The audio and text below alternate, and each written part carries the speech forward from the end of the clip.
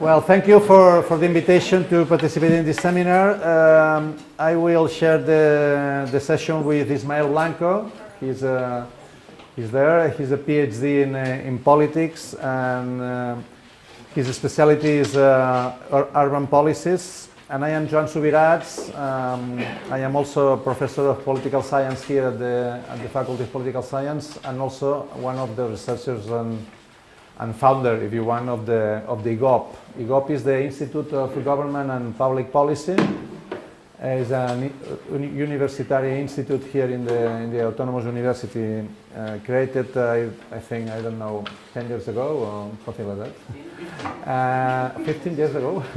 Well, 15 years ago. And we are more or less, devoted to the public policy analysis, public management.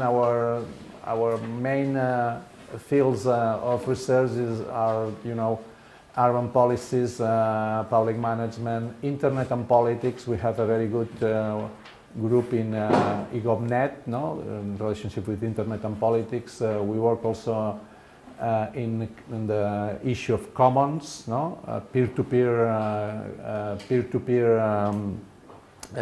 community-based creation. And we more or less also trying to do a very difficult task, that is to combine, academic excellence and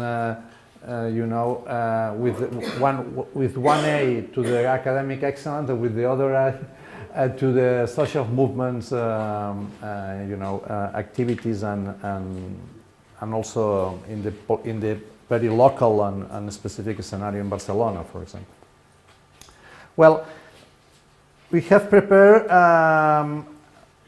two main parts. The first one is a very, introductory approach to the public policy, assuming that you are not, a common background in politics, and just a few remarks in the public policy process.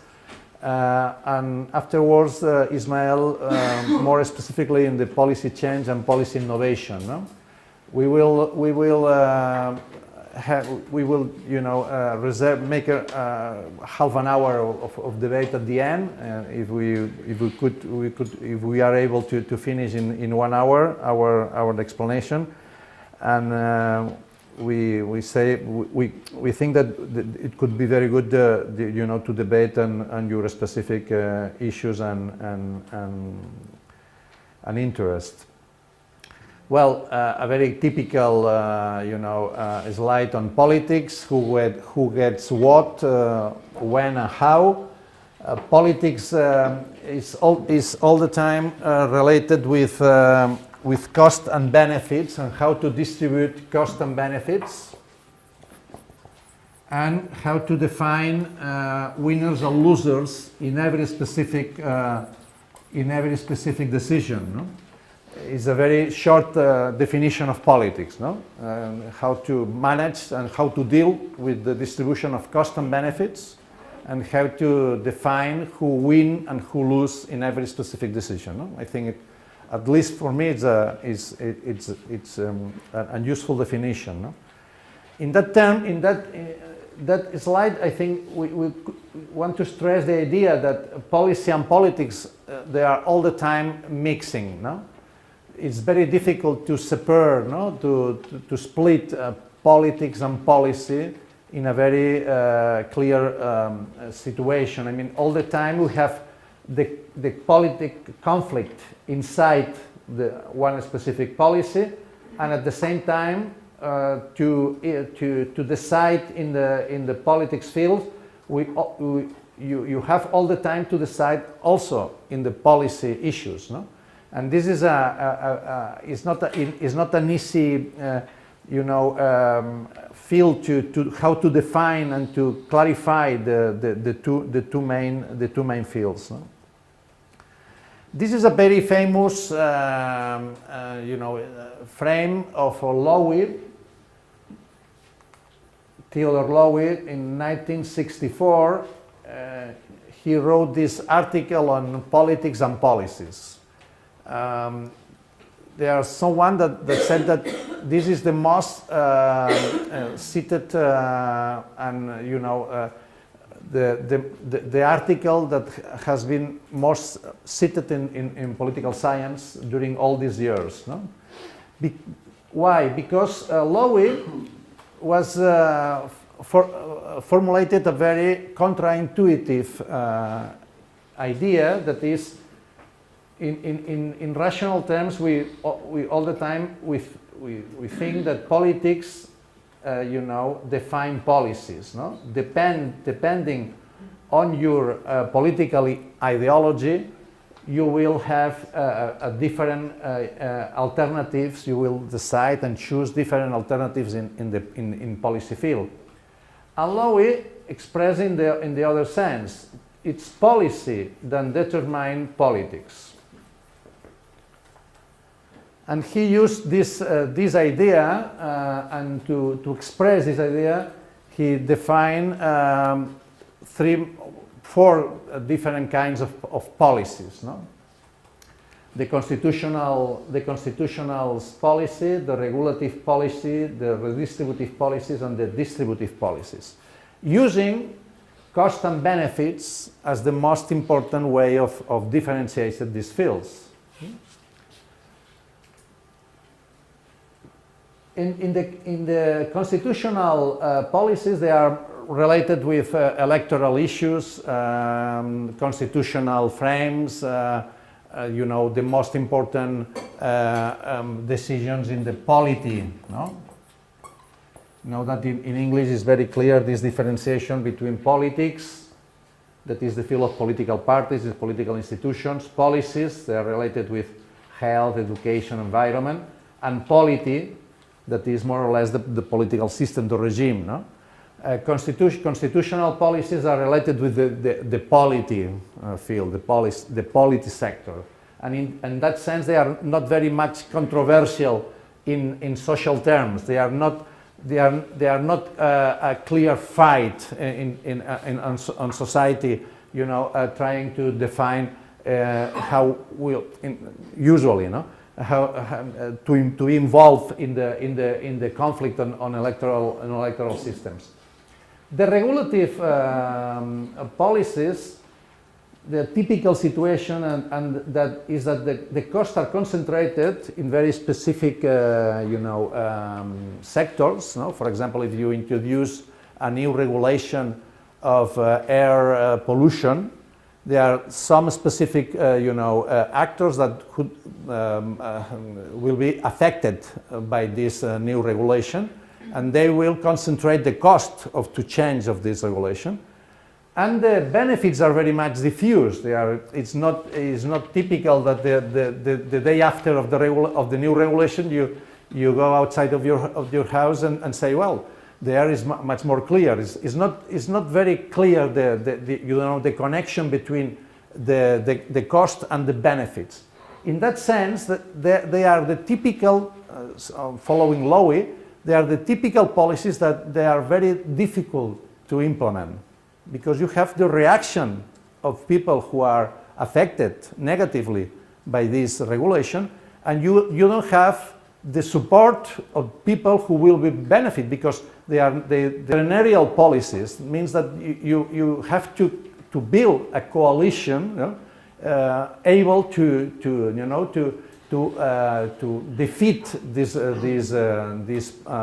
very previsible reactions, and in that sense there are some authors saying that European Union, it's clear in that moment in the regulative policies, because you put the decision field, away out of your local and national arenas, no?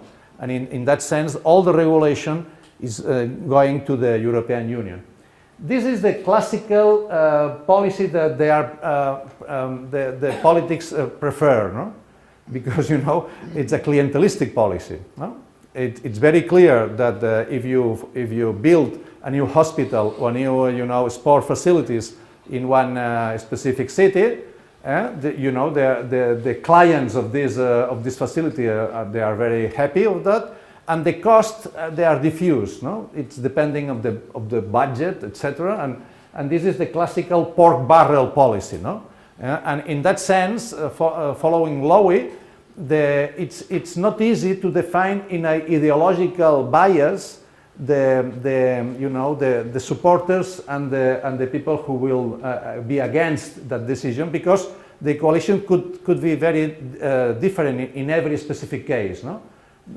Some people on the right could support some people on the left, because in this specific area, on this specific city, on this specific region, they agree that they need a new hospital, independently of the political cleavage that they have in. And the redistributive is the classical policy that you could define in advance, the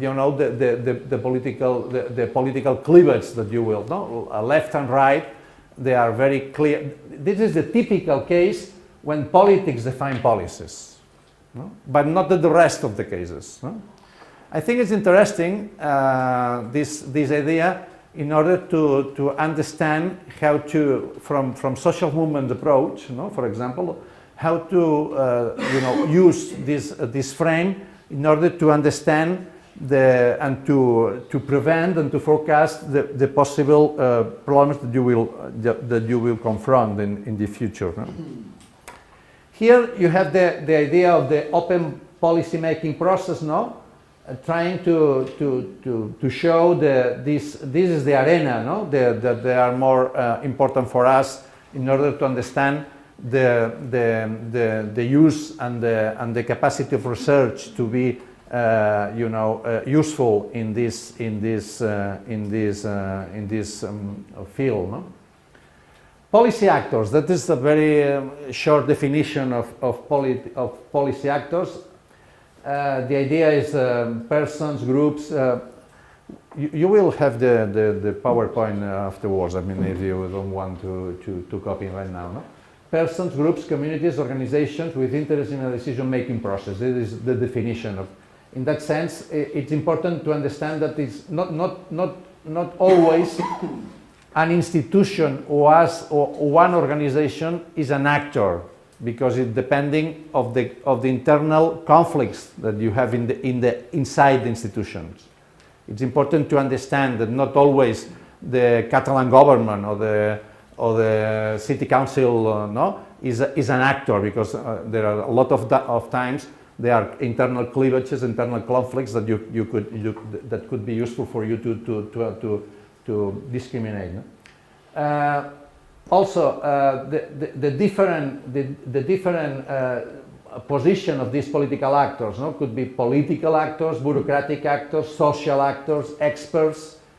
And this is important for us in terms of the research. You know, what are the resources of the actors? Economic resource is a very important resource. Legal resources, that is the monopoly of legal resources that is typical of public actors.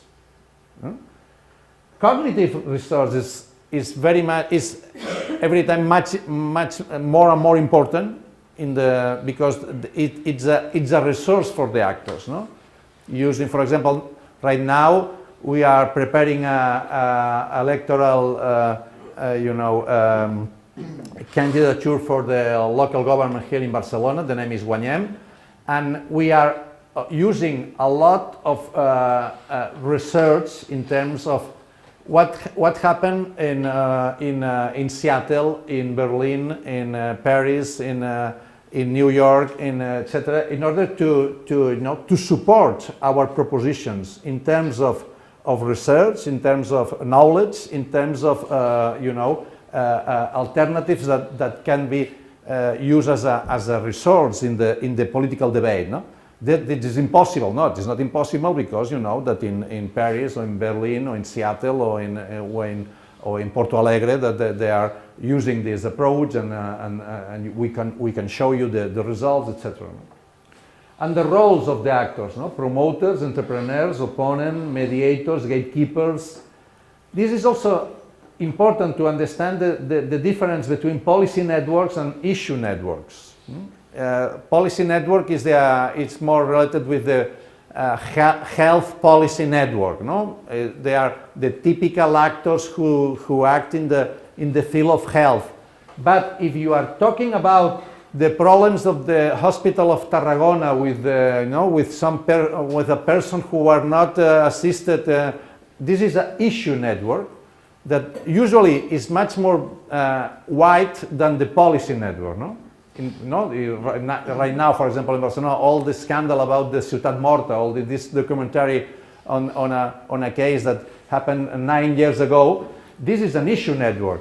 This is a policy network of safety, policy, the policy, the police policy, etc., etc. But right now, the issue network is much more bigger and wider and wide than the usual network that is related with the specific field. No? We use this idea of networks as a metaphor. No? Citizens, social movements, parliament. This is in order to be against the classical legal idea of general interest. No? Institution as the only representative of the general interest. No? Here are a lot of actors. Fighting one against the other in order to define their specific position in this area. No? I think this is also important. No? If we talk about research, we talk about apparently about the technical feasibility of our solutions, of our proposals. No? And also, apparently, they are value-free analysis. No? This is very objective in a sense. No? In the other extreme, in the other corner, you have the political feasibility. This is the classical idea of an ideological sphere, and also the idea of the social acceptance of the solutions. In political terms, if one politician, you ask him or her to define what is important for him or for her, the importance is the political feasibility, the social acceptance of the solution, not the technical feasibility. If they have to choose, for them it's much more important the political feasibility, the social feasibility, than the technical feasibility. In that sense, it's very important to understand the combinations of the two feasibilities. No? The capacity to be, in the research term, when we talk about a lot in research on the policy making advice, or the policy report at the end of the research, we are talking for that specific area. And it's important to understand that if someone wants to be influential in the policy arena, it's important to understand these tensions between these two fields. No? Well, here is how to influence public policy. Convening stakeholders, building coalitions, community organization, educating the public, lobbying. Here, policy research and analysis. No? That means, I'm trying here to understand, to separate things that usually they are mixing, they are combining all the time. No? But to understand that, you have to use different elements, in order to influence the public policy situation. Well, we use a lot this idea of policy cycle, problem definition, agenda setting, policy development, implementation, and policy evaluation. We are talking of this specific area, problem definition and agenda setting. I think they are the most important areas in order to be influential from the point of view of research. Problem definition is right now very important. You know all the literature about frames, about storytellings, about the idea of how to frame a problem, how to define and how to be influential, using this frame as a main element. and how to also to be influential in the agenda setting, in the priorities of political actors. I think these two areas are the most important areas in our session. Well, about problems, no? What is a public policy in very simplistic terms? A public policy is an hypothesis of improvement. No? We are in a situation, it's an A situation, and we build the hypothesis that if we apply here in this situation a public policy, a specific public policy, we will reach a situation that is better than before. This is a very short and simplistic definition of public policy. No? The first step is to define why a situation is a problem. No? And you have you could use this idea of problem as a discrepancy between what is and what should be. No? And here we introduce the idea of normative elements, no? Ideological elements, no? Because there is a confrontation between the idea of your idea of what should be and what is really is. And here is the first element to build, no? The idea of frame. But also it's very important to connect problem definition with solution, because otherwise there is no problem. If there is no solution, there is no problem. No? In policy terms. Solutions means improving starting points. No? Raise only problems that can be solved, at least in a very, if you are utopic ideas, you have to build at least the steps, no? to approaching the idea of utopia. Overcoming problem definition as discrepancy between wants and reality, problems as opportunity to improve. No?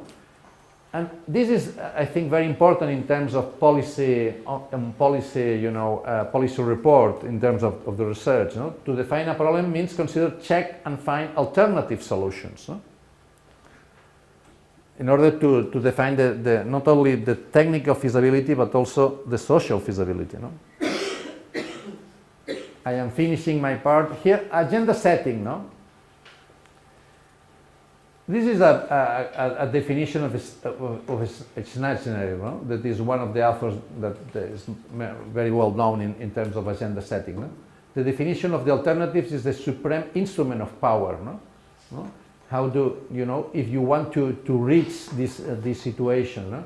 How to try to define alternatives and to overcome the groups that oppose, no? that typical change.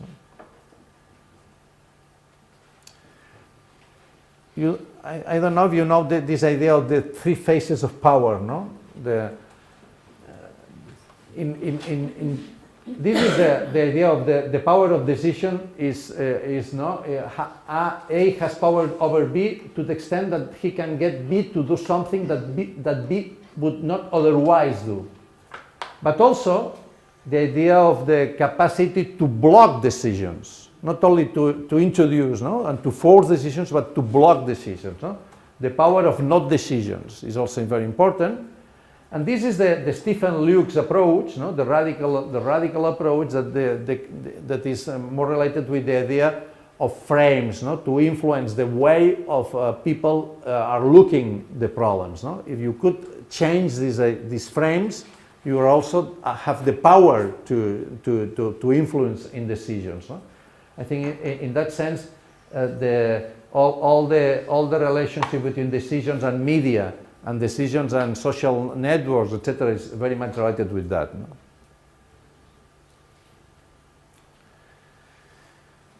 Well, how to overcoming, no, the power deficit? No? In some specific moments, no, the powerful groups lose their controls of the agenda, no? And in that there is a window of opportunity window, no, to change the situation, no, in some specific moments, because there is Ismael will mention that, no, And there are specific moments that the combination, no, of opportunity window in terms of political, on political terms, and they are unavailable solutions, no? The combination of this situation create the opportunity window to change the arena. No? Ismael, your turn. Passat. No, just perfect.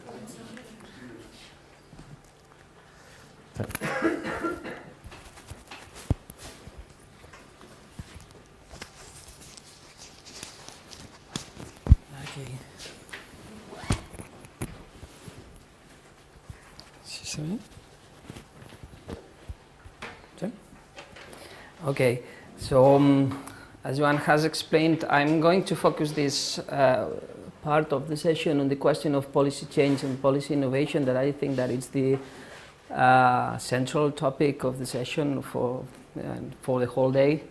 And I am going to, with regards to this question of policy change, policy innovation, well, you will see that I will use these two concepts as synonyms, although they put the accent in slightly different things, as I will explain later. In order to address this question of policy change, I will cope with three main questions. The first one is why it's so important, why policy change and policy innovation it's so important. The second question is why it's so difficult, why it's so hard to achieve. And the third question is how does policy change take place? I think that's the title of the session actually. And well, we will put the emphasis on the importance of research, and Joan will speak again to talk about social movements, contentious politics, and their importance for policy change. And this will open up the debate. So why bother? Why policy change is important? I think that there are two main reasons that justify the importance of policy change. The first reason has to do with the working of democracy. I think policy change is fundamental in a democratic political system, because in a democratic political system we expect that there will be changes in the citizens' preferences. The citizens' preferences evolve and they change in time, or simply citizens may get dissatisfied with public policies, with the action of governments, with the outputs and the outcomes of public policies. So as long as the preferences of citizens change, or as long as they are dissatisfied with the results of government action, they, in a democracy, have the right to change governments. And if they change governments, they do it because they have the expectation that change in governments will entail change in public policies. This is what we expect to happen in a democratic political system. If our preferences change, or if we are not satisfied with the action of governments, then we will change governments, and we expect new governments to make new policies. This is what we expect to happen. Although as we will see, this is not what it will always happen. And sometimes there is a general complaint among citizens that all the governments do very much the same things. So change in governments do not necessarily entail significant changes in public policies. As I say here, policy change could be interpreted as an indicator of the proper functioning of democracy, and the lack of policy change, the fact that government changes do not entail significant policy changes, is also an indicator of a poor working of democracy. And then there is another reason, more specific reason that justifies the importance of policy change, that has to do with the historic context in which we are, and more concretely it has to do with the intensity and the deepness of and the depth of socio-economic transformations. which is linked partially to the context of crisis that we are going through. For example, in the Europe 2020 strategy, the European Commission, when it formulates this strategy, it first recognizes that Europe is facing a moment of transformation, that the crisis has wiped out years of economic and social progress and exposed structural weaknesses in Europe's economy. The world is moving fast, and long-term challenges, globalization, pressure on resources, aging intensify. So governments and the European Union concretely must now take charge of its future. So in this context of deep, rapid, intense socioeconomic transformations, policy change is a necessity. We have to innovate in the way we produce public policies. We have to innovate in the contents of public policies as well. So policy change is important because it is an indicator of the proper functioning of democracy, and public change is a necessity in this context of rapid and profound socioeconomic transformations. I would say that these are two fundamental reasons that justify the importance of policy change. But despite we all could agree on these general reasons, we also know that policy change is actually quite difficult. It's hard to achieve. This is the common experience that we have in the policy process. And this difficulty of policy change, in my view, it has to do with different types of factors. I would highlight these factors. I put them in a very intuitive manner, although there is literature and there is theory behind them. I will mention some of the theories that are behind these factors here.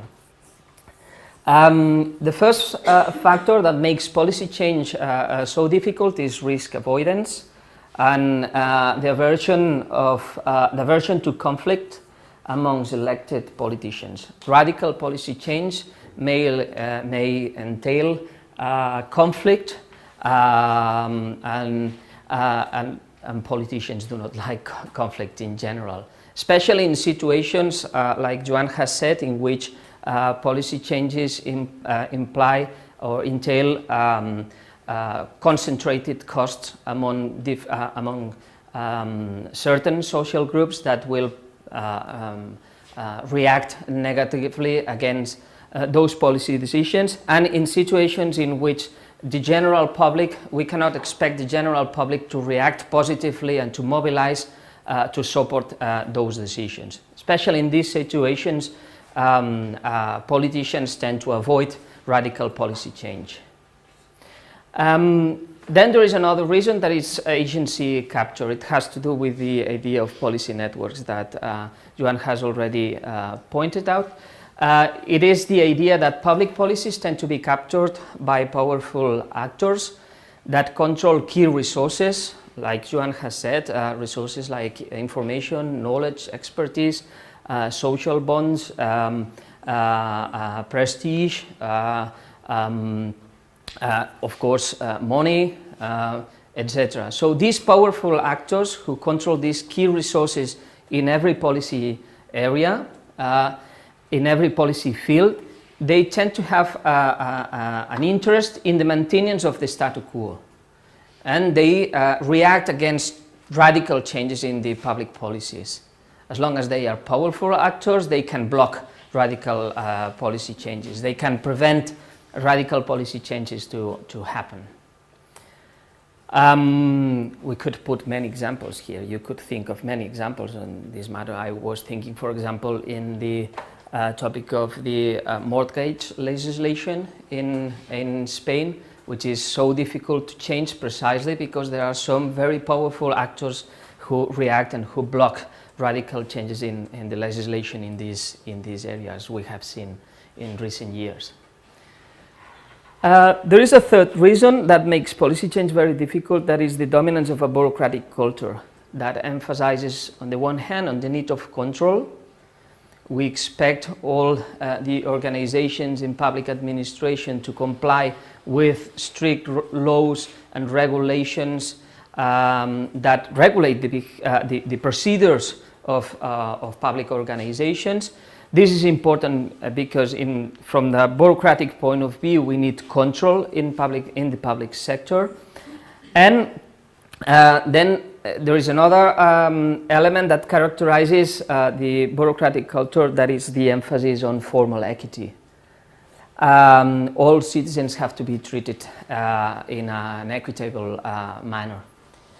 In a way, policy innovation, policy change challenges control and formal equity. Policy innovation can be a source of instability, of disorder in the organizations, and it can also be a challenge to formal equity. For example, in the education field, the more that we promote policy innovation amongst schools, for example, the more diversity that we have in the system, and the more inequity that we can have, because we are offering different services to different groups of students, to different families, and maybe we can have some schools which are very innovative, which have the capacity to innovate and to provide very good services, whereas we have other schools which do not have this capacity, and as a consequence of this, policy innovation may be generating inequities in the education system, which is something unacceptable from a bureaucratic point of view. So policy innovation is not always good. It has some risks. And finally, the limits of knowledge. I think that in general, policymakers depend on what they know, depend on what they are always on what they have always done. They are dependent on the knowledge that derives from the existing public policies. This is something that there are some theories that highlight. For example, incrementalism. As I said, behind these factors that I have formulated in a very intuitive manner, there are some theories. The incrementalist model in particular is probably one of the most prominent theories that emphasizes, that stresses the infeasibility or the unlikeliness of radical change in public policies. So it tries to explain why public policies tend to be always very much the same, why we cannot expect radical changes to occur in public policies, why policy stability and policy continuity is the dominant norm in the policy process. Policy continuity, policy stability, and not policy change. Yeah? These are the core propositions of this theory. Policymakers, first, they try to simplify the analysis of possible options. They do not consider all the alternatives. They just focus on a small group of policy options. They just focus on these options that are of immediate concern to them and which differ only marginally from the status quo. And this is an important proposition because it, in a way, it questions the rational premise that the rational model in which we analyze the problem and then we consider all the alternatives, the costs and the benefits of these alternatives, and then we decide and we choose the alternative that maximizes the benefits and minimizes the costs. This is not what really happens in the policy process, because not all the alternatives are considered, but just a small number of alternatives which only differ marginally from what we already have. Policy movements from the perspective of the incrementalist movement, the incrementalist model, are based on trial and error interventions of intendedly marginal kind, so that unanticipated consequences may be coped with more easily. So it is a trial and error way of taking decisions. You are not going to make big changes to the existing public policies. You will just try with some new decisions that only differ marginally from what you already have. You will check if that works. If that works, you go on. If that doesn't work, then you go back to the initial situation. This has to do with risk avoidance. And finally, the incrementalist model defines the policy making, as a process of political and of social interaction, in line, as Joan has already said. So the policy making process is a process of negotiation, of bargaining amongst groups that promote and try to protect differing and competing interests and values. This is what the incrementalist model calls partisan mutual adjustment. So the policy process is a process of equilibrium, of balance between different and competing interests. So all this means that policy or political change occurs only marginally. That is, what will be the case tomorrow will not differ radically from what exists today, in the terms of Charles Lindblom, who is well, the of the incremental model. Yeah? I think that this connects with with common sense, with this general idea that yes, but I mean, we cannot expect big changes from politics and from policies. All governments will do more or less the same. A change in government will not necessarily entail big changes in policies. It doesn't matter if one or political party or another governs, because they will end up doing exactly the same things or more or less the same things. Here there is a theory that tries to explain this very common idea. However, radical policy changes does sometimes happen. It is not true that policy continuity, policy stability is what always happens.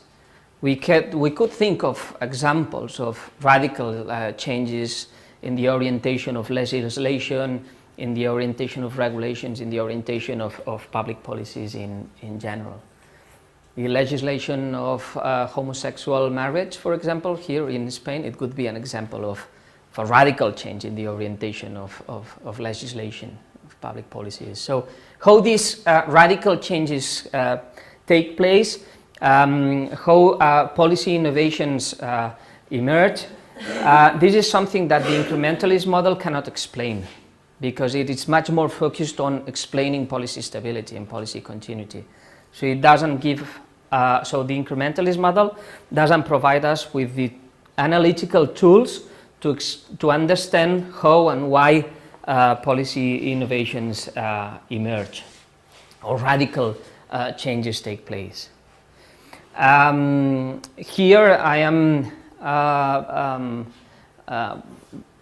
referring to Baumgartner and Jones that Joan has already cited, and well, they use this equilibrium punctuated theory that comes from environmental sciences. It is a theory that tries to explain the evolution of species, and they adapt this theory to understand the policy process. And they explain that the policy process tends to feature long periods of incremental change. So they do not disagree with Lindblom and the incrementalist model. They accept that most of policies, most of the time, are characterized by stability, by continuity, but these long periods of incremental change, they tend to be interrupted. They are sometimes interrupted by brief periods of major policy change, of radical change. They try to explain why this happened, how this happened. As you can imagine, the theory is much more complex than I'm going to explain, but the basic idea is that major policy change comes about when opponents, for example, social movements, manage to fashion a new policy image or images, policy frames. The dominant, so these opponents, for example, social movements, are able to manage the dominant problem definitions and the dominant definition of the alternatives with regard to a certain problem. They challenge these policy images, these policy frames that dominate in a policy area, in a policy field, by exploiting the multiple venues of the political system. They go to the court, for example. They are able to influence the media. They manage to get the support of a political party in the parliament, etc. So if they are able to exploit these multiple venues of the political system, they can be they can challenge these dominant policy frames, and they can push forward the solutions, these new solutions that they propose, and they can promote these radical policy changes. I think that this theory by Kingdom, it explains quite well how and when policy change takes place. It has to do with the equilibrium, punctuated equilibrium theory. The core idea of Kingdom is that in the policy process we can find different streams that operate in parallel to each other. They are independent streams that at some point they can come together, they can converge. And when there is this convergence of these streams, an opportunity window, a policy window opens.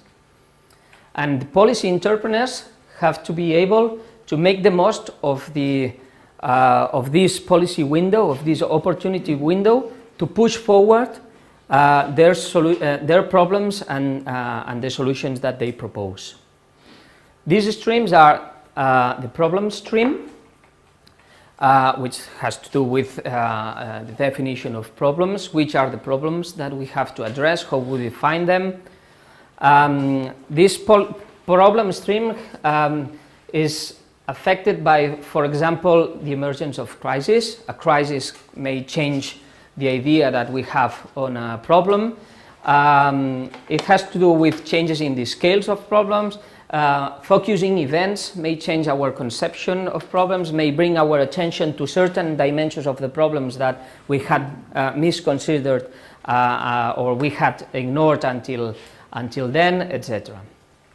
In that sense, for example, here if you use the Podemos party, and you put here, you will see a lot of things. For example, in terms of problem stream, Podemos is using, the combination of very different kind of problems right now in the political scenario in Spain, corruption, institutional crisis, economic crisis, unemployment. All the problem stream is, very important. At the same time, they are able to change the political stream. They are not using left and right cleavers. They use the idea of 99%, 1%, the caste idea. They are all people is against, the elite. And in that sense, they broke the political cleavage. The typical political cleavage in Spain is left and right, and Partido Popular and Partido Socialista, using the. And in the terms of policy stream, they have some problems, to present a new policy stream. But at least they use the idea, for example, to the not acceptance of the debt, like Syriza, as one of the main elements, that could be the key to change the frame of the crisis, and in that sense, this policy window is open, and the main element to attack Podemos is in the policy stream. they could be able or not to answer, the problem. But they are trying to use, for example, scientific evidence. They always mention the experts. Why the experts say that that it supports their political. Experts, but, well.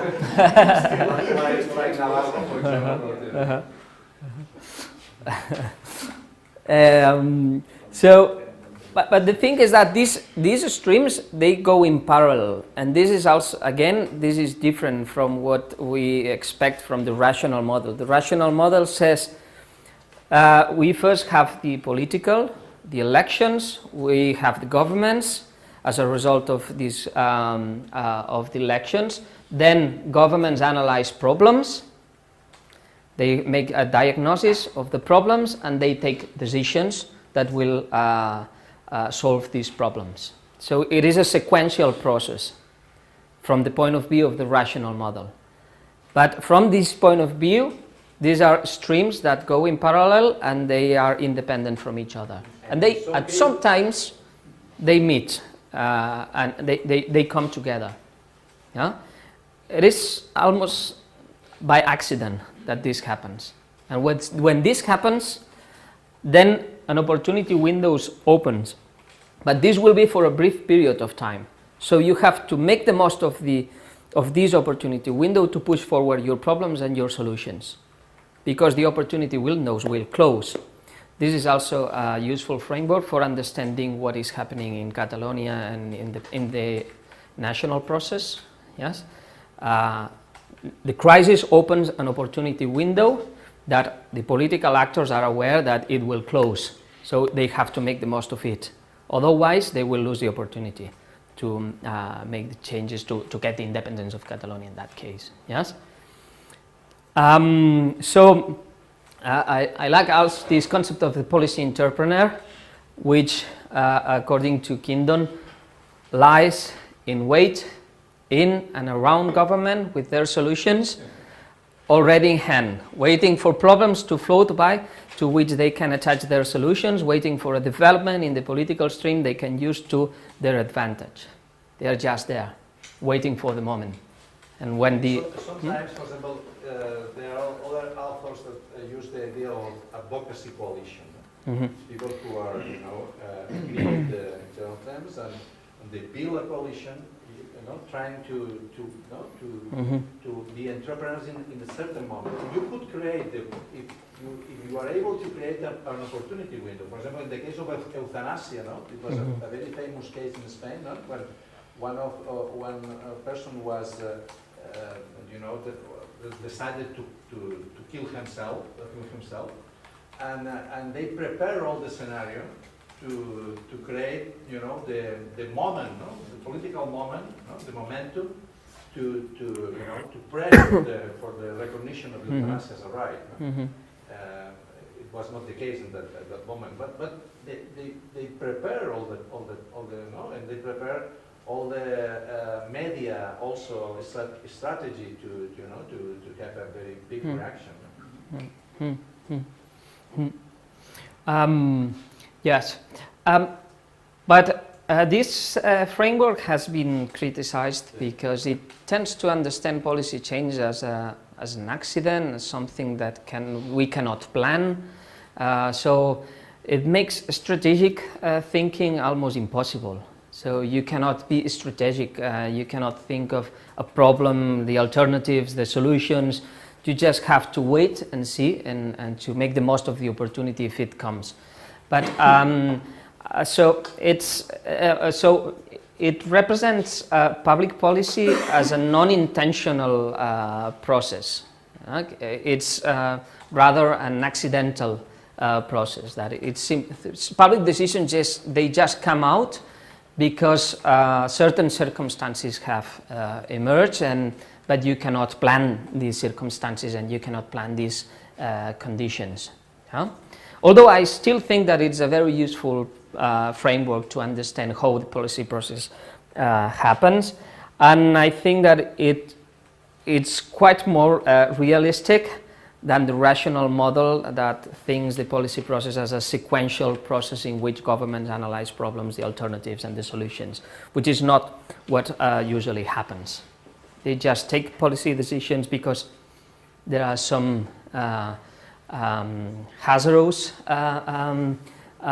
things that have happened. And there is also this idea of solutions seeking to problems rather than problems seeking to solutions, which is something that why I have adopted a local agenda 21 in my municipality. Is it because I have made an in-depth analysis of the environmental problems of my municipality, and as a consequence of this I think that a local agenda 21 is what I need? Or is it simply because local agendas 21 are just floating in the air and I have thought, well, I could use this in order to get funding for making certain public policy and for organizing a department and for, yes?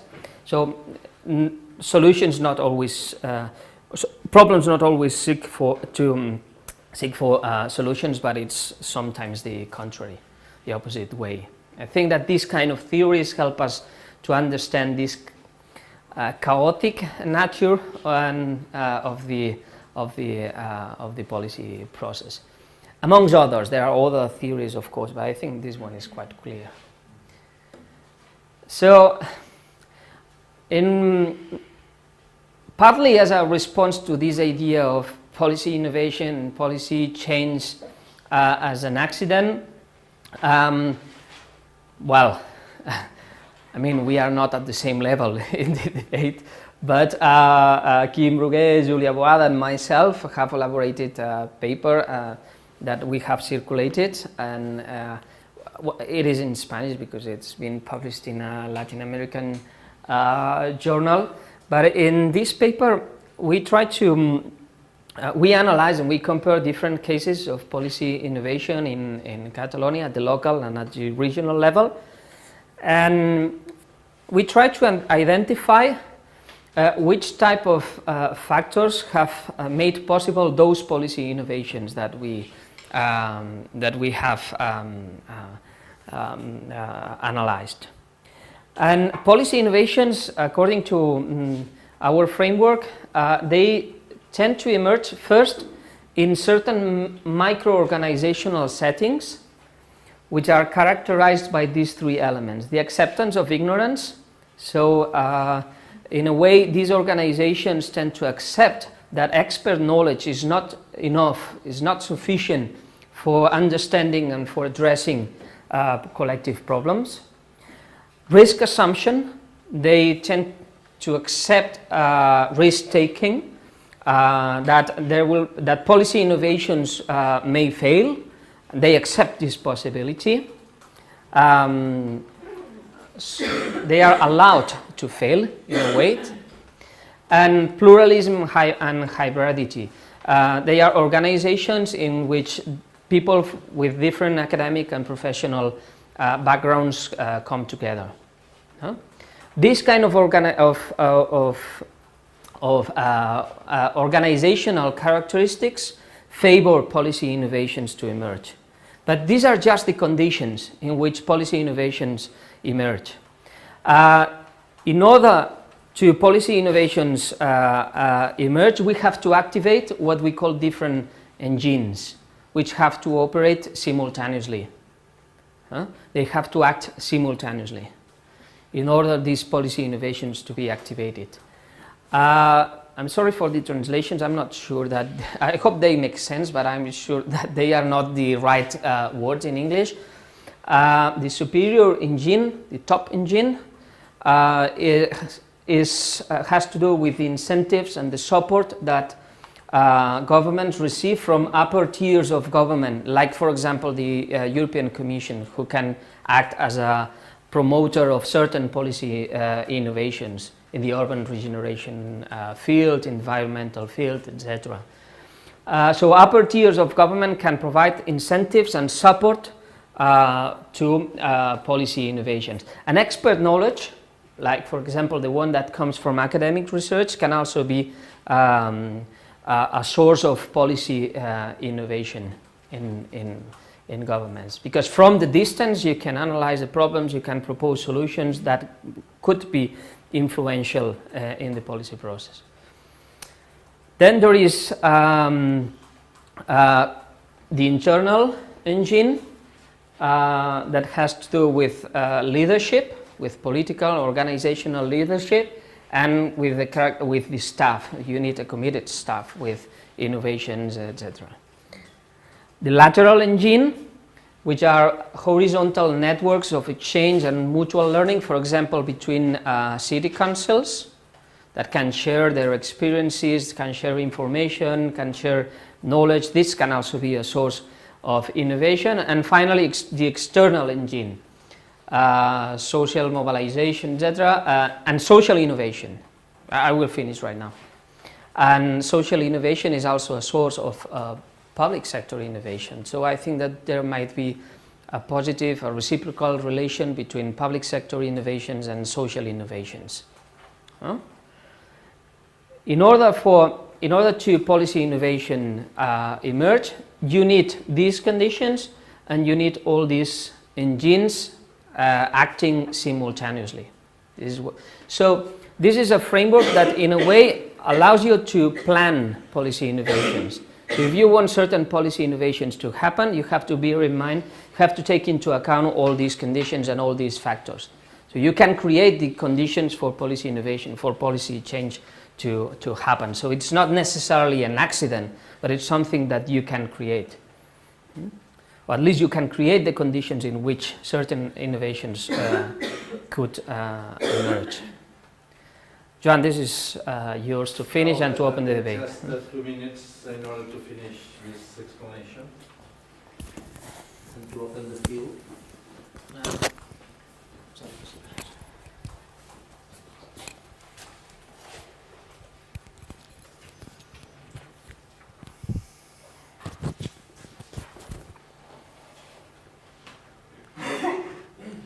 Sidney Tarrow is with Donatella Della Porta and other authors. They are the most influential authors in social movements and public policy. Sidney Tarrow talk about contentious politics. Occurs when ordinary people join forces in confrontation, etc. And it's important when we talk about new or unaccepted claims. I think this is a very important element in terms of how to raise the voice of people who are not listen from political institutions. This is very important. For example, one of the key elements in the local elections in Barcelona next May will be the 47% of population has not participated in the last electoral elections. The half of the population in Barcelona was not listen in terms of political institutions. And I think the idea of unaccepted claims, and they are excluded from political institutions is very important. For example, one of the main sources of new electors for Podemos came from the abstentionist side. People who are not, could not be able to participate in, or they are not listening. I think that this is important. The idea of identity in culture, in social movements, how to build this idea of identity of the movement, and I think all the elements of ideas, culture, identity has to be with frames, with the way of organizing things and to present as a problem, and I think also is very important in terms of new social movements. The idea of these political opportunity structures could be used for different actors, not only for social movements, but also for elites. Naomi Klein and all the idea of the shock doctrine, how to use the crisis, to impose certain positions. well, this idea of contentious politics that is very, very much related with all this topic, no? And I will finish, well, this is just a mention. We are working a lot of the relationship between internet and politics. I think it's very important to understand what happened, not only with the Indignados movement and Yo Soy 132 in Mexico, Gezi Park, Pase Libre, no? All the movements that they are confronting with the idea of collective action, no? There is an author who talks about connective action, no? And it's different from the idea of collective action. It's impossible to talk with the 15M movement because there is no speaker, there is no real movement. It was an event, not a movement. No? And this event created, no, the situation of social movements. No? In this sense, the importance of internet in order to change the scenario and to change the resources of political actors and social movements is very important. No? In both terms, if you see, for example, the position of Podemos in social networks, in Facebook, in Twitter, in YouTube, is amazing. The distance between Podemos and the rest of political parties. Amazing. That means that, you know, for example, Pablo Iglesias has 800,000 followers, and Pedro Sánchez or Rajoy have, you know, 150,000 followers, and 500,000 of difference between, and in Facebook also, in visions of YouTube, and they are able to create this. In Spanish we talk about multicapa, no? The idea of using different elements, layers, no? of influence, no? And my last slide is this: social movements participation strategies.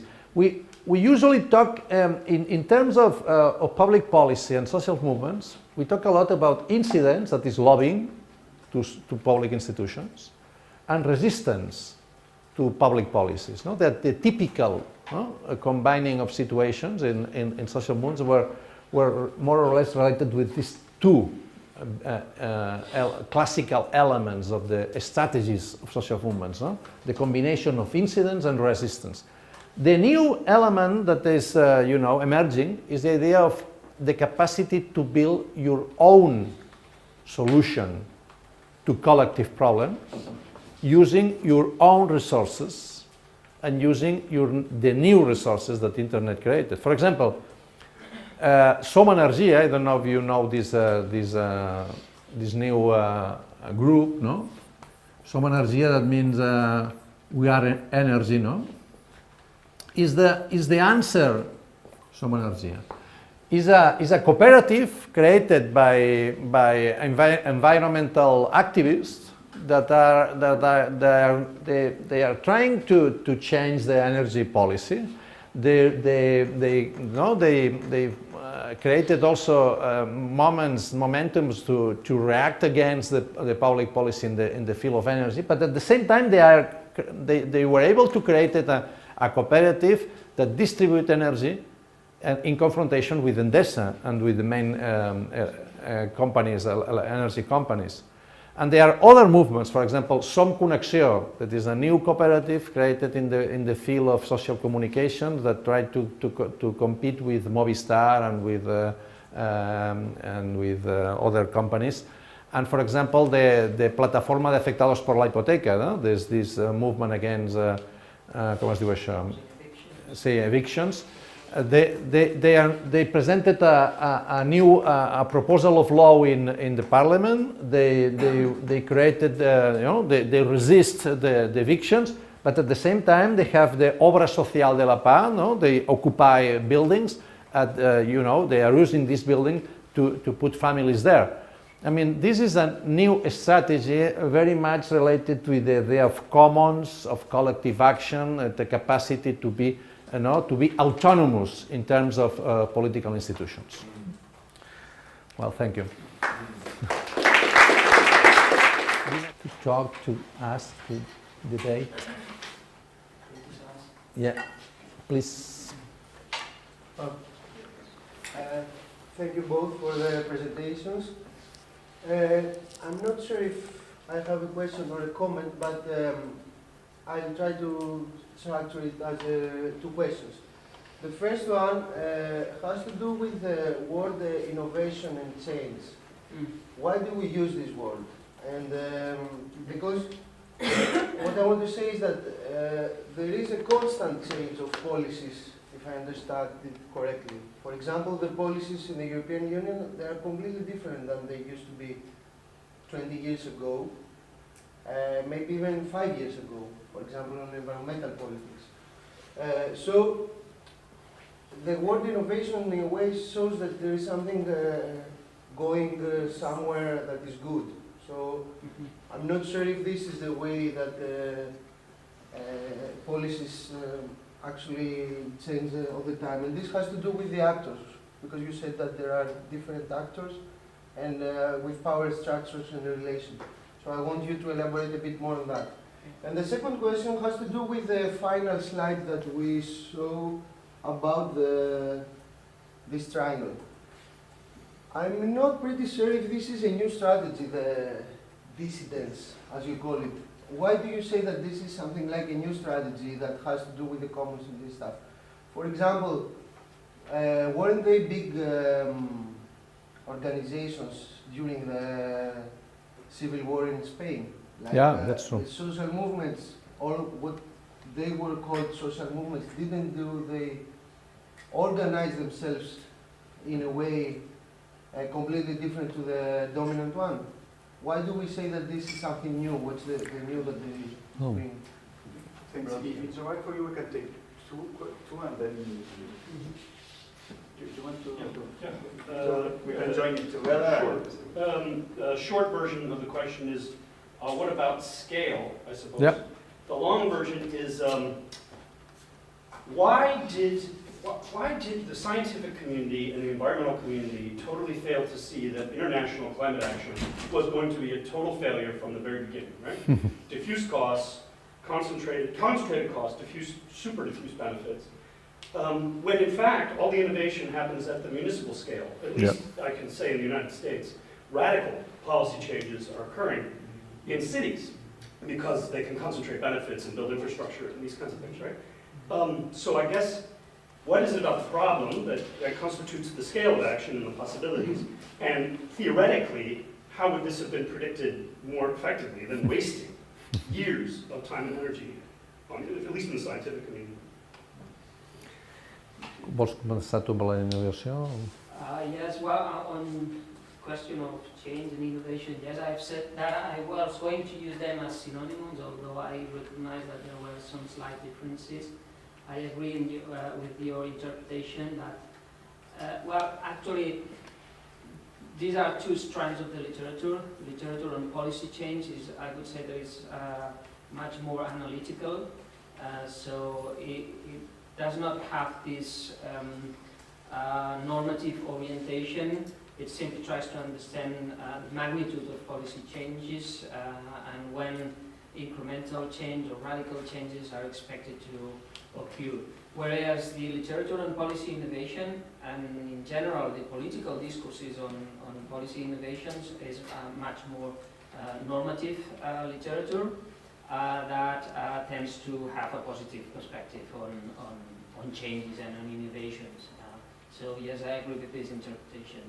Although I think that we should put them in relation to each other, especially when we talk about policy innovation,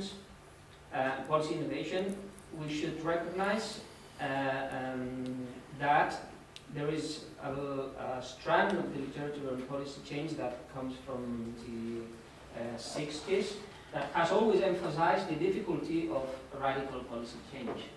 So in a way, what I would say is that the literature on policy innovation should take into account the factors that make policy change so difficult. Otherwise, the theory on policy innovation might be flawed. Well, I think that we can relate them, and they have something to do to each other, but they are definitely two different strands of the literature with different perspectives on what change means. Yeah, in answering your question, I agree with you in the sense that in that sense, and you are using an idea that I share, that in Spain, before the Spanish Civil War, it was a lot of experience of that kind. The problem is that between the Spanish Civil War and now, there is the big element of welfare state and the position of the state and the capacity to the state. I don't know if you could be able to see the documentary film of Ken Loach, The Spirit of 45. And this is a change in the sense that after the capacity of social innovation before the Spanish Civil War was created with the lack of capacity of delivery or provision of the state in order to solve the collective problems. And afterwards, right now we are understanding that the traditional forms of government, they are unable to keep the promises and they keep the capacity of delivery, and they are not able to answer the collective problems. And the main strategies to make the evolution to the market of this the participatory society in Holland, the big society in UK, all that idea and the use of social innovation and entrepreneurial, all the literature of that, and the program of Europe 2020 is full of innovation. And the idea of innovation is, guys, there is no more capacity of the state to answer all the problems. And you have to be able to understand or to create new alternatives. And in that sense, one alternative way of market, it could be the social capacity, to build. That's because I stress the idea of some energy and other, and the idea of dissidence. And in that sense, the problem is scale. As Elinor Ostrom, showed at the Governance of the Commons, it's not easy, to scaling, or for example, David Harvey, in the last book on rebel cities, he also talked about, the problem of scale, and that's the key element. I mean, there are some authors, like for example Benjamin Barber, this is a political scientist, American political scientist, that he said that the future, if you want, is in the hands of local authorities, because the more global element is local, and mayors talking, one of each other, they are much more able to understand each other, but also in that sense the problem is the scale. How to deal with the problems that are not local, they are global. And it's that scaling up is one of the challenges of these kind of practices, but then the other challenge is scaling out, how to spread these type of practices of autonomy, and how to replicate them in different contexts. And I think that's another way of seeing the problem. It's not just scaling up and how to create new political institutions, but it's also how to replicate this kind of and it's important to understand too that there is no only social innovation, but the capacity to recover, this is the word, de recuperar, the recovered institutions. There is at the same time a capacity to build strong social positions, and at the same time to be able to recover institutions. And there is a combination of two strategies at that moment, at least here. Not just to build a specific and autonomous field, but to be able to, because I think one of the lessons that I at least take after the vision of the Spirit of 45 of Ken Loach is that if you are using all institutions the citizens are not more active citizens, but just clients of the institutions. No? And you have to be able to keep the capacity, not only to vote and to pay taxes, but also to be active in the public policies, because otherwise there is this democracy of delegation there's nothing to do with the democracy of appropriation, if you want. No? It is different in that sense. Questions? Okay, so at least three. Yeah. Thanks. I also wanted to make a comment about policy change and what you said about the difficulties in changing policy. What I was thinking is, what is political economy in all this? You mentioned elements like risk avoidance, agency capture, bureaucratic culture, limits of knowledge. But what's the role there of power relations in society, and what's the role of the class bias of the state? So for me the problem is not so much that there isn't change, but that there is often change in the wrong direction, and when there is a social demand for progressive change, then yeah, there is a problem of self-preservation of the status quo.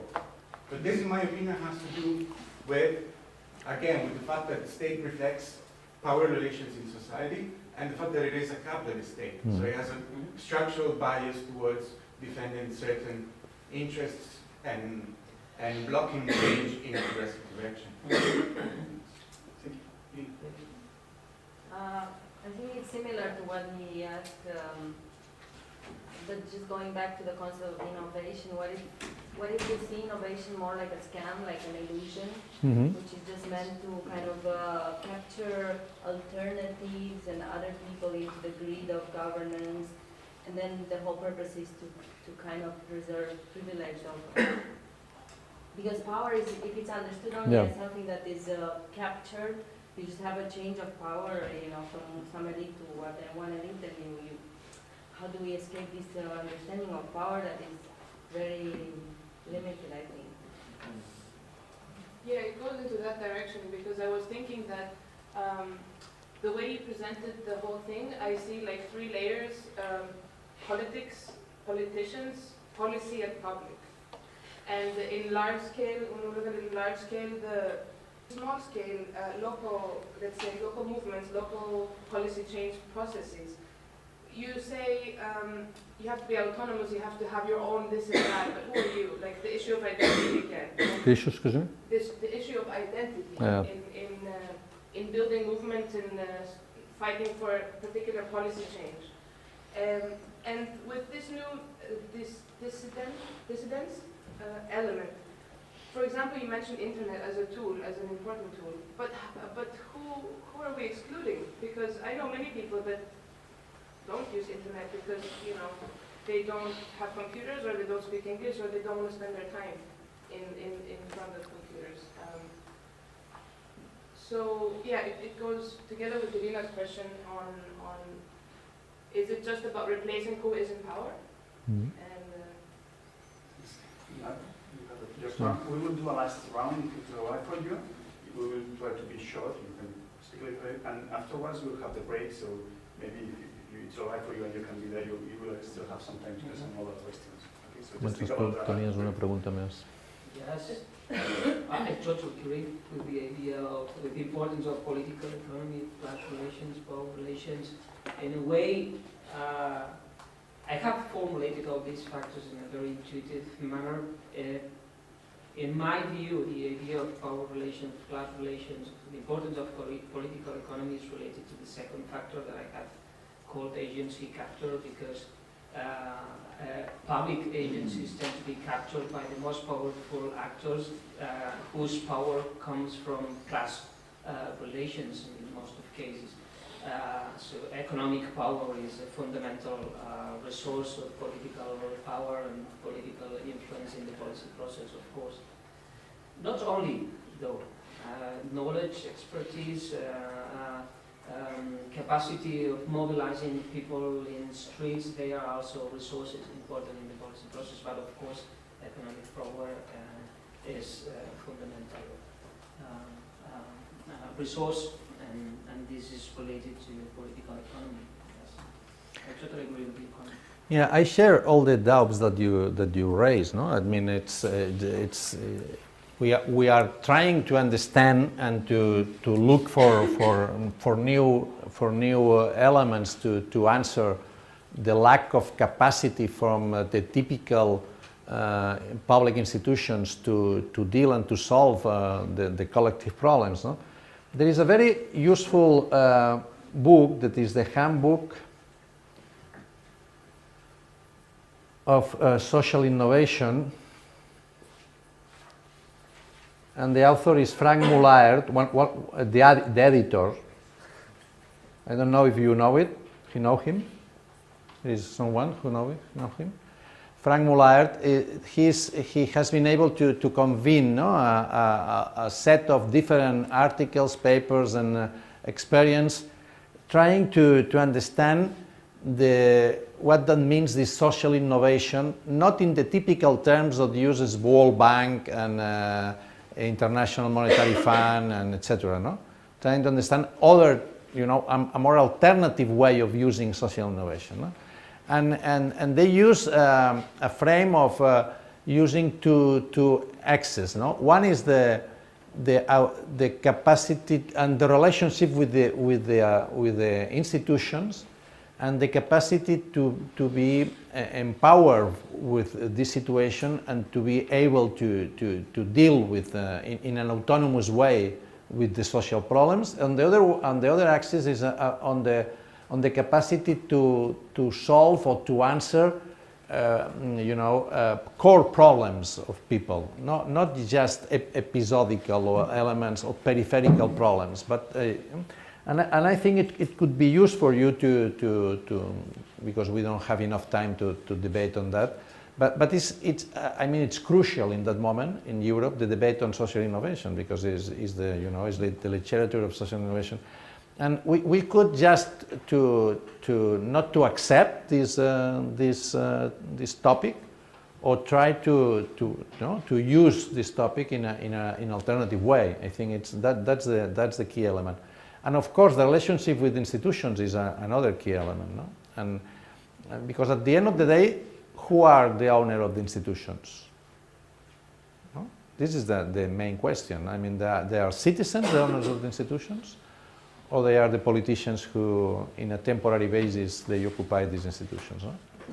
And in that sense, this very simplistic question, it's a very important question, because all the resources that they have the institutions could be used for citizens without the intermediation of politicians. And it's also an answer to your question on internet. Internet is one of the key elements of internet is that made obsolete all the intermediation process who are not able to create added value.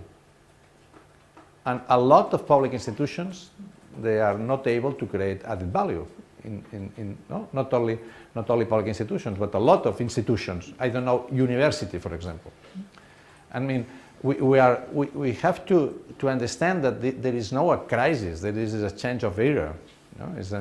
And we have to reveal our concepts in that sense, no? Using the past also, no? Using the past, no? But to be able to understand the new scenario. This is my idea at least.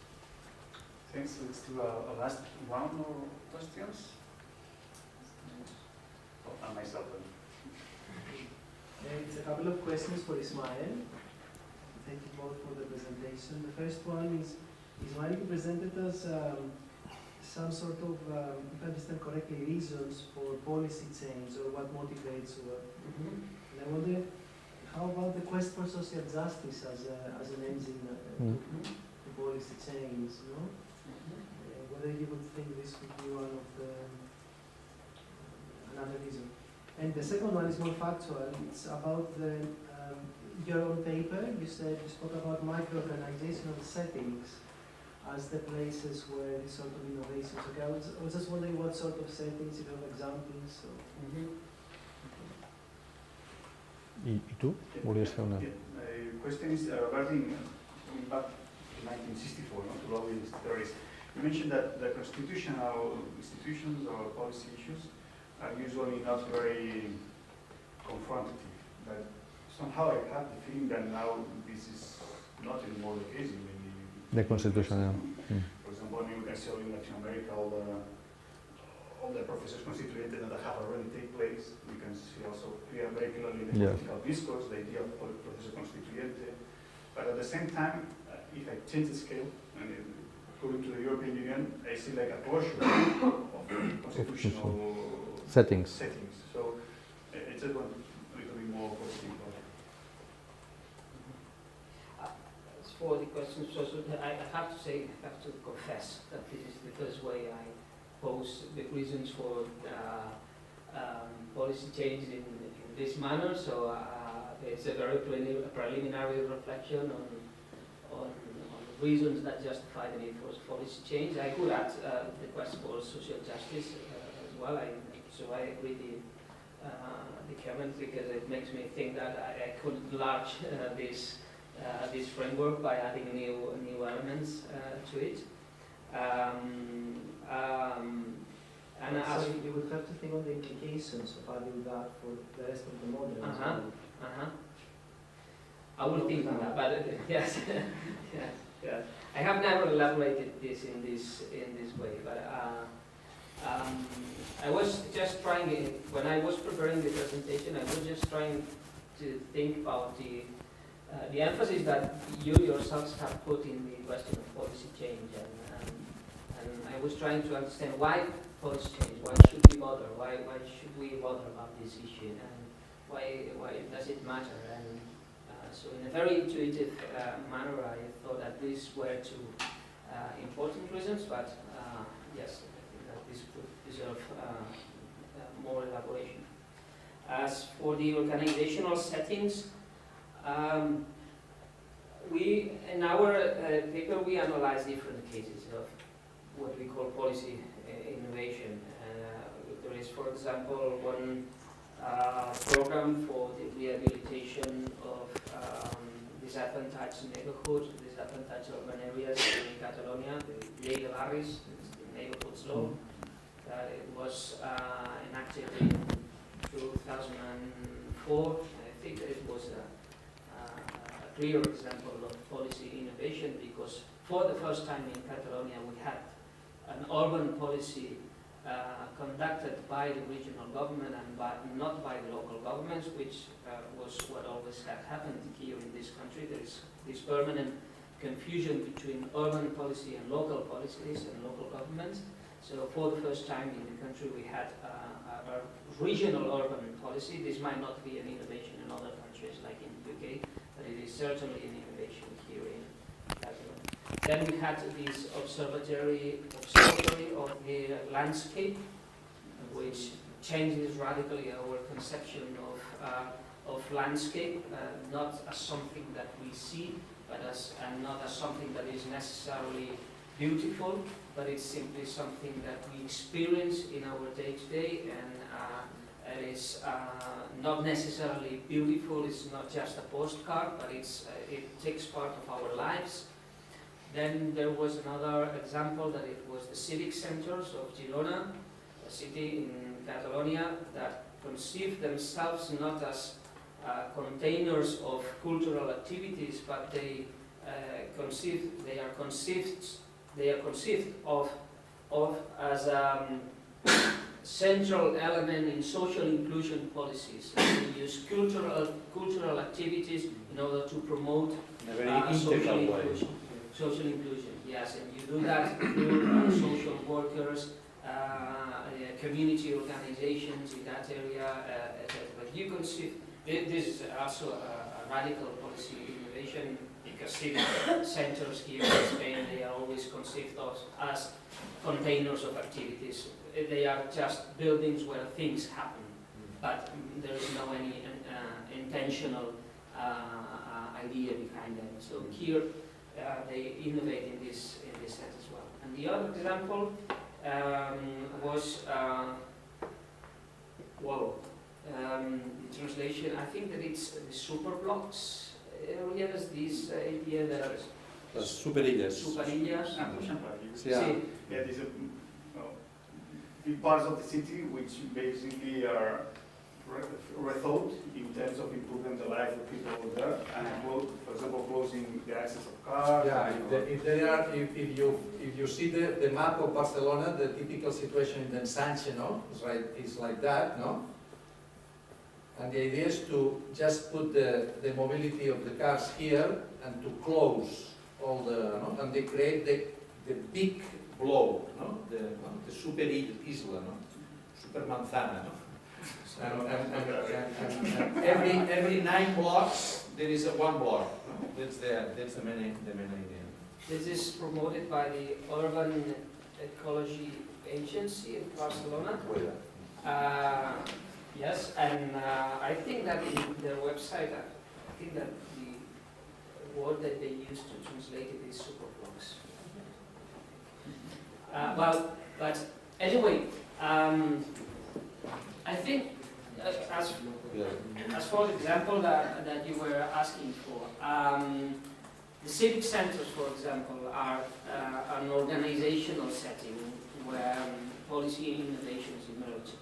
Yes, because there you can bring together social workers, staff from the cultural department, staff from the education department. You bring together people with different professional backgrounds, but in the civic centers you can also find community organizations, so people with very different backgrounds. Even you can find people who are not organized and who are just there putting forward an idea or a project that and they receive the support of the city center to do it. So that's a hybrid organizational settings where you can find people and organizations of very different kind. And in this kind of organizational settings, I think that it's where policy innovations can emerge, and not in the typical organizations of a bureaucratic system. And in terms of constitutional, I agree with you that it's very different the situation in 1964 right now. I mean, the problem right now is the constitutional bases are not answering the new scenario. I mean, there is a crisis of the constitutional settings. In that sense, constitutional policies are also contentious, because if you follow Piketty and all the debate about inequality, no, all the literature and the frame of democracies, you know, it's raining, no? And in that sense, that's why we talk a lot about constitutional process and constituent, no? And in castellano es deconstituyente and constituyente, no? Against the constitutional basis situation right now and the new agreement on the new constitutional basis. And in that sense that you're right, I mean, in that moment they are... That's of the origin of the constitution. Yeah, exactly. But here at least, this is the... Of the transition. Exactly. We are in the second transition in that sense, exactly. Okay. Thanks very much. Thanks for both of you for the presentations.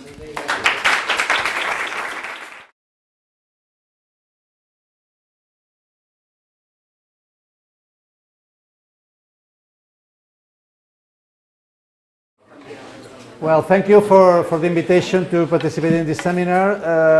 I will share the session with Ismael Blanco. He's there. He's a PhD in politics, and his specialty is urban policies. And I am Joan Subirats. I am also a professor of political science here at the Faculty of Political Science, and also one of the researchers and founder, if you want, of the IGOP. IGOP is the Institute of Government and Public Policy. It's a university institute here in the Autonomous University, created, I think, I don't know, 10 years ago or something like that. 15 years ago.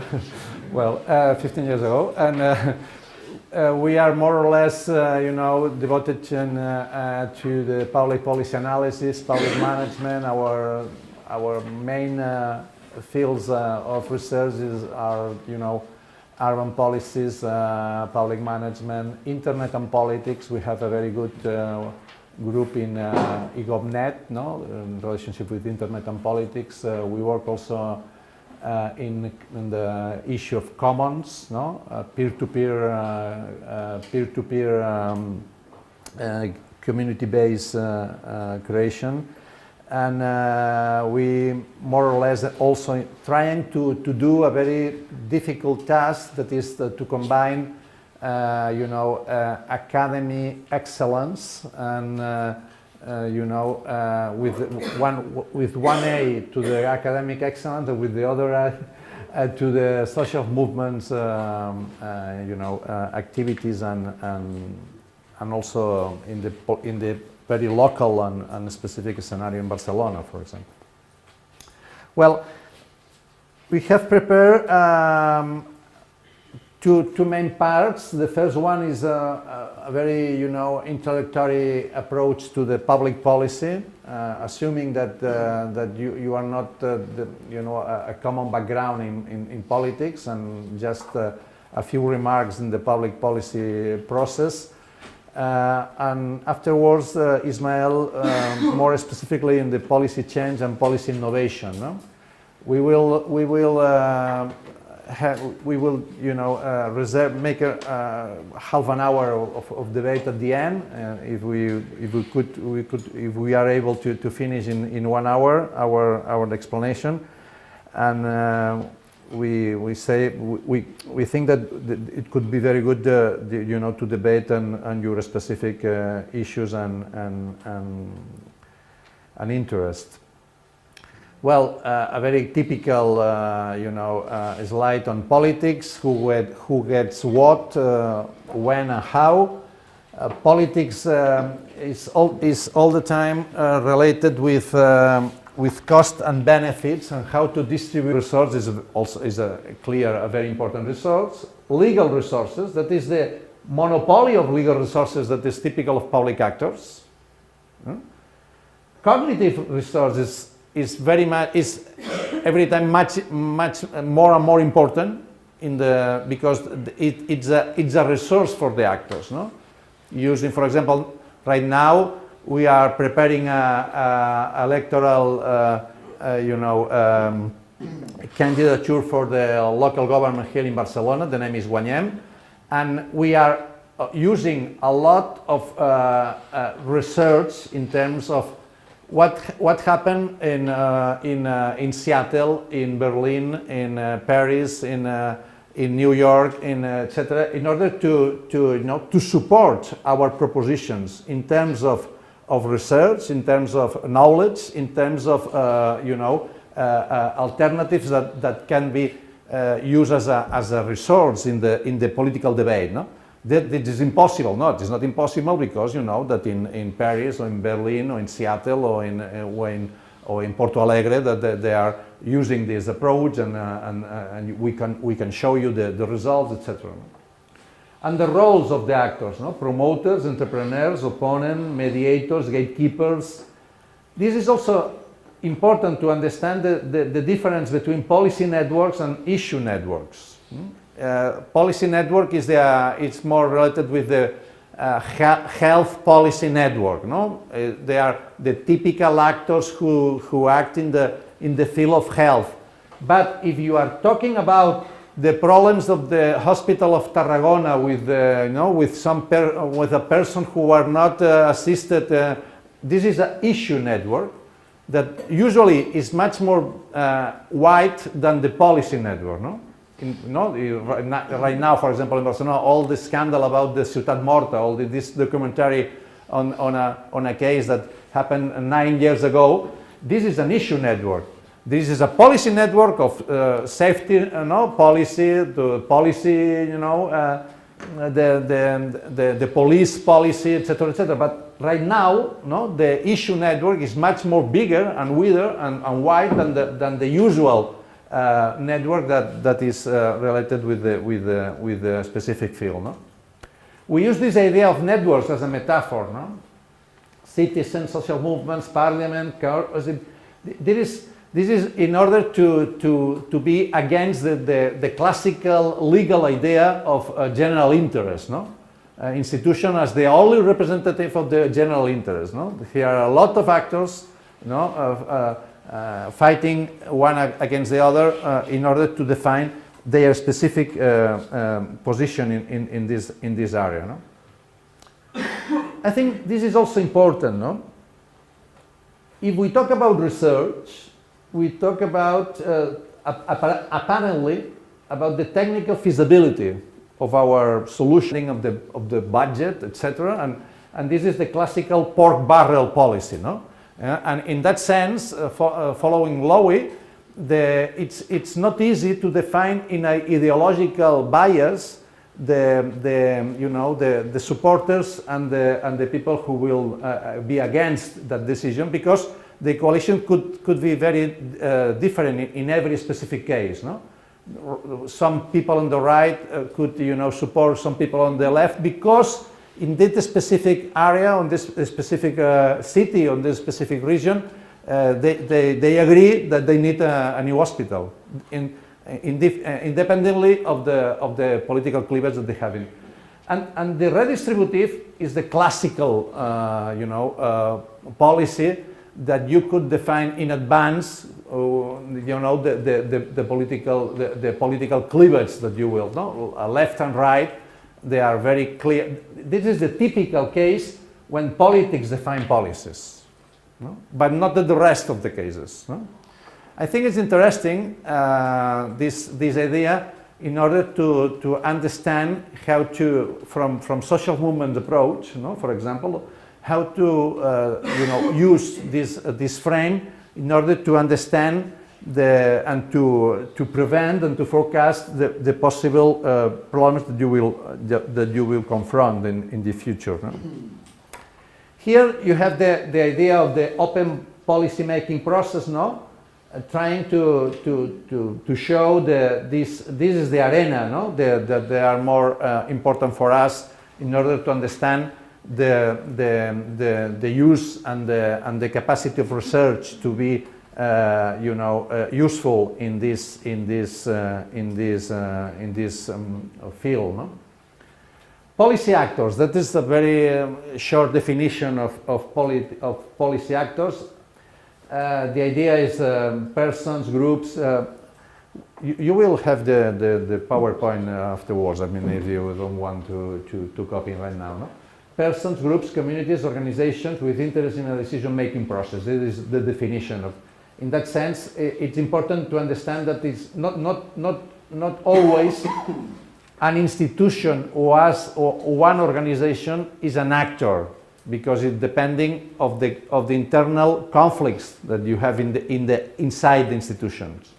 It's important to understand that not always the Catalan government or the city council is an actor, because there are a lot of times there are internal cleavages, internal conflicts that that could be useful for you to discriminate. No?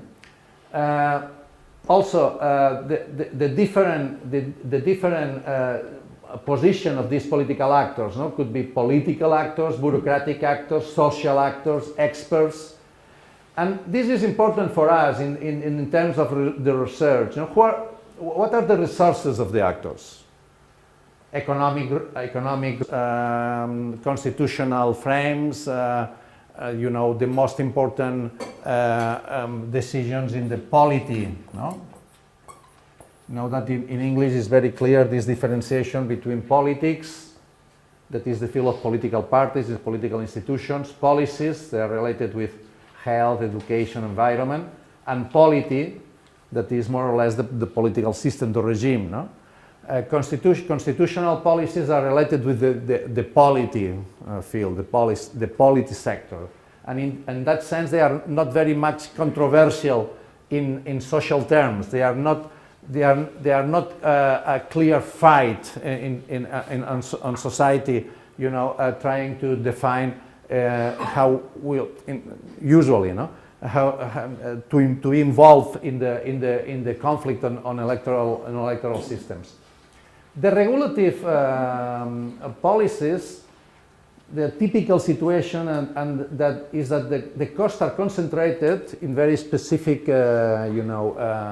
sectors. No? For example, if you introduce a new regulation of air pollution, there are some specific, actors that could, will be affected by this new regulation, and they will concentrate the cost to change of this regulation.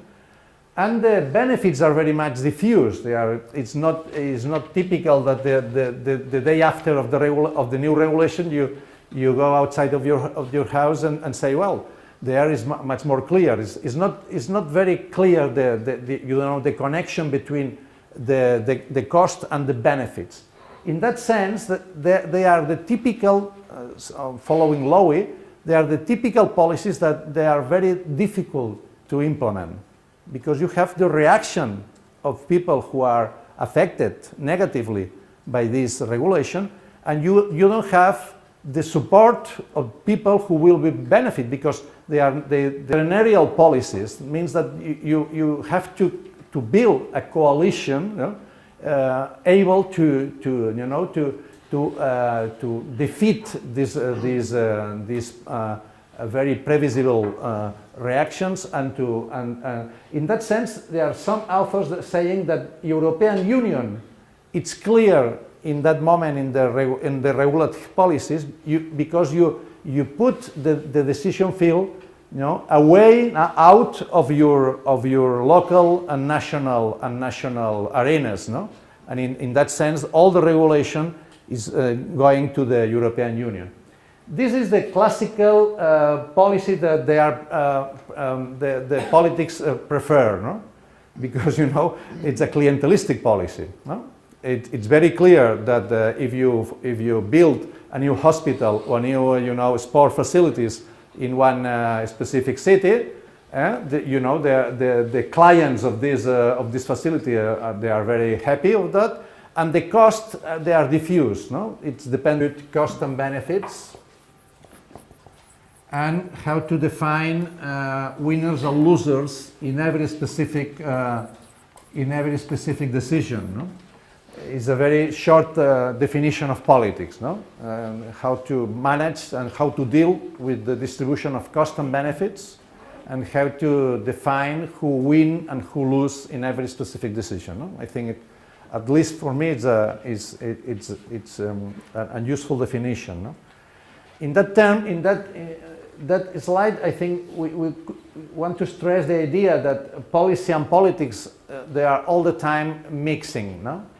It's very difficult to separate, no? to split politics and policy in a very clear situation. I mean, all the time we have the politic conflict inside one specific policy, and at the same time to decide in the politics field, you have all the time to decide also in the policy issues, no? And this is it's not an easy field to how to define and to clarify the two main fields. No? This is a very famous frame of Lowy, Theodore Lowy, in 1964. He wrote this article on politics and policies. There are someone that said that this is the most cited and the article that has been most cited in political science during all these years. No? Why? Because Lowy was formulated a very counterintuitive idea, that is, in rational terms, we all the time we think that politics, define policies. No, depending on your political ideology, you will have a different alternatives. You will decide and choose different alternatives in policy field. And Lowy expressed in the other sense, it's policy that determines politics. And he used this idea, and to express this idea, he defined four different kinds of policies. No? The constitutional policy, the regulative policy, the redistributive policies, and the distributive policies, using cost and benefits as the most important way of differentiating these fields. In the constitutional policies, they are related with electoral issues,